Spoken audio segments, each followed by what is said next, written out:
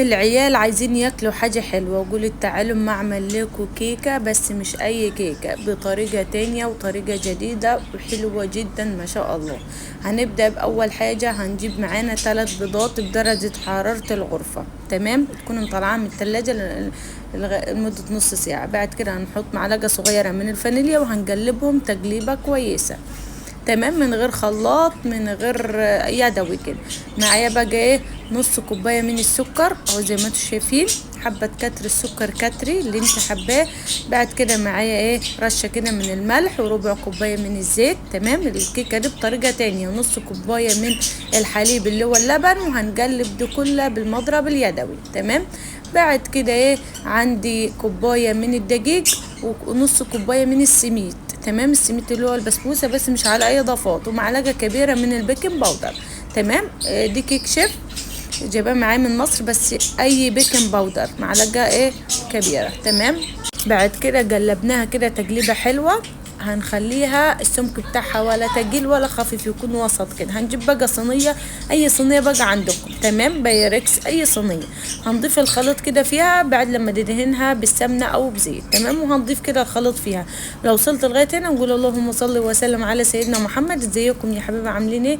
وحشتوني جدا جدا من الفيديو اللي فات. النهارده فيديو جديد، احلى كيكه هنعملها مع بعض بطريقه حلوه وبطريقه جميله. لو وصلت لغايه هنا تابعيني، لو انتم مش متابعيني حطي لايك واشتركوا في القناه وقولوا لي رايكم في الكيكه. بعد كده هشغل الفرن على 180 درجه، ونحطها في الفرن ونسيبها لمده نص ساعه لغايه لما ايه تستوي، تمام. بعد كده هعمل التشريبه دي. التشريبه اللي احنا هنحطها على الكيكه، معايا كوبايه ونص من الحليب ونص كوبايه من السكر، وهنقلبهم كده تقليبه حلوه، تمام. دي اللي هنسقي بيها الكيكه، تمام، عشان تشرب منها كده وتكون حلوه. بعد كده هقلبها كده تقليبه حلوه. بعد كده هنشوف الكيكه بعد لما تطلع، تمام.